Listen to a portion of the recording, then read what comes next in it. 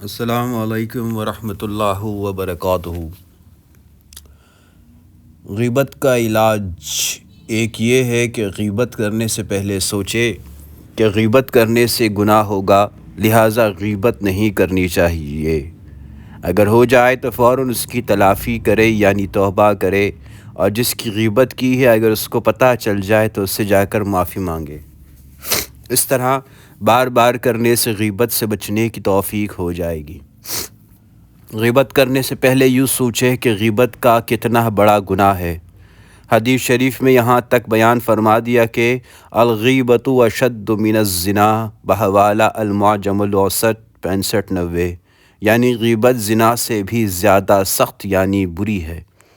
کیونکہ زنا کو تو آدمی گناہ سمجھتا ہے، اس لیے بچنے کی کوشش کرتا ہے، اور غیبت کو تو گناہ ہی نہیں سمجھا جاتا۔ جیسا مچھر یا مکھی آئے اور کندھے پر بیٹھ کر چلی جائے، ایسے ہی غیبت کو بھی معمولی چیز سمجھا جاتا ہے کہ غیبت کر لی بس بات ختم، حالانکہ یہ گناہ لکھا گیا، بات ختم نہیں ہوئی۔ اب اس کا تدارک کرنا پڑے گا، اگر تدارک نہیں کریں گے تو عذاب ہوگا، کیونکہ غیبت کوئی معمولی چیز نہیں ہے۔ غیبت کا خاندان بہت خراب ہے۔ غیبت کا باپ تکبر ہے، کیونکہ دل میں یہ بات ہوتی ہے کہ یہ انسان بھی برا، وہ بھی برا اور میں اچھا ہوں۔ اور غیبت کی بیٹی شرمندگی ہے، کیونکہ غیبت کے بعد شرمندگی ہوتی ہے جب اس شخص کو پتہ چل جائے جس کی غیبت کی ہوتی ہے۔ تو جس کا باپ تکبر اور بیٹی شرمندگی ہو تو ایسے برے خاندان والی چیز کتنی بری ہوگی، اس لیے غیبت سے بچیں۔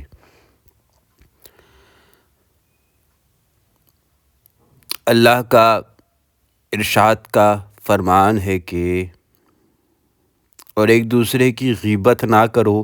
کیا تم میں سے کوئی اس بات کو پسند کرے گا کہ اپنے مرے ہوئے بھائی کا گوشت کھائے؟ اس سے تو تم خود نفرت کرتے ہو۔ یعنی جب تم خود یہ پسند نہیں کرو گے تو غیبت کو کیوں پسند کرتے ہو؟ یہ بھی مردہ بھائی کے گوشت کے کھانے کے برابر ہے۔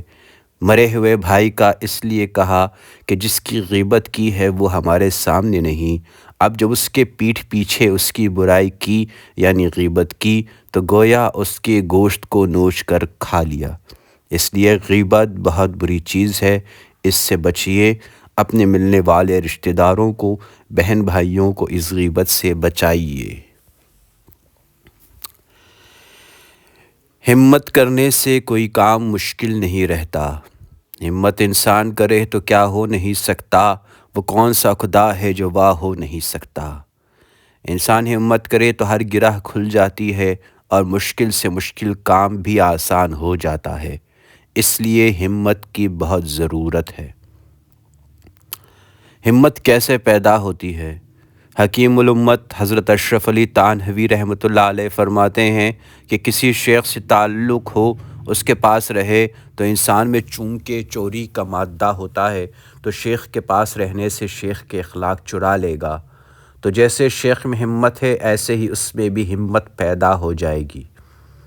ایک سوال یہاں پر پیدا ہوتا ہے کہ ایک اچھا آدمی ایک برے آدمی کے پاس رہتا ہے، اب اچھا برے کے اخلاق چرائے گا یا برا اچھے کے اخلاق چرائے گا؟ تو اس کا جواب یہ ہے کہ اس کا مدار رعب پر ہوتا ہے۔ جس کا رعب دوسرے پر ہوتا ہے تو اس رعب والے کے اخلاق دوسرے میں آئیں گے، اور جو مرعوب ہوگا اس کے اخلاق دوسرے میں نہیں آئیں گے۔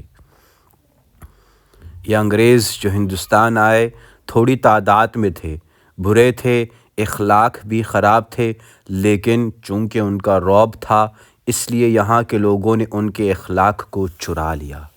اور اب اگرچہ ان کو گئے ہوئے 71 سے زیادہ سال ہو چکے ہیں، لیکن ان کے وہ برے اخلاق یہاں کے لوگوں میں موجود ہیں، بلکہ پہلے سے بھی زیادہ ہیں۔ انگریزوں کے عہد میں ہم اسکول پڑھتے تھے، لیکن ہمیں کبھی مجبور نہیں کیا گیا کہ پتلون پہن کر آؤ۔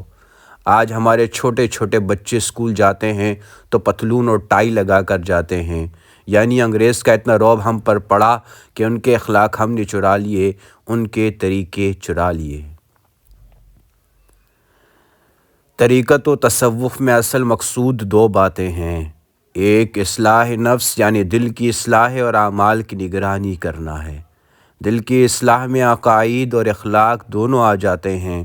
اخلاق کا بہت ہمت و کوشش سے علاج کرنا چاہیے۔ اچھے اخلاق مضبوط کیے جائیں اور برے اخلاق کمزور کیے جائیں، جیسے تکبر، حسد، بغض، ریا، حب مال، حب جاہ۔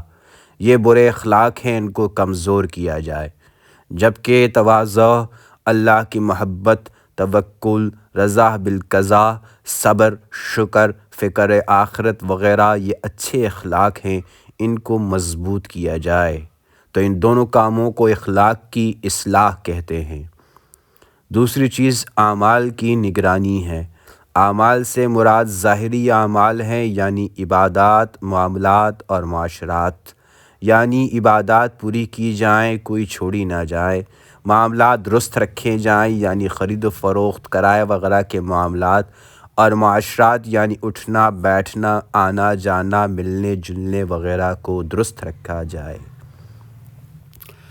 اللہم صلی علی محمد وعلی آل محمد کما صلیت علی ابراہیم وعلی آل ابراہیم انک حمید مجید۔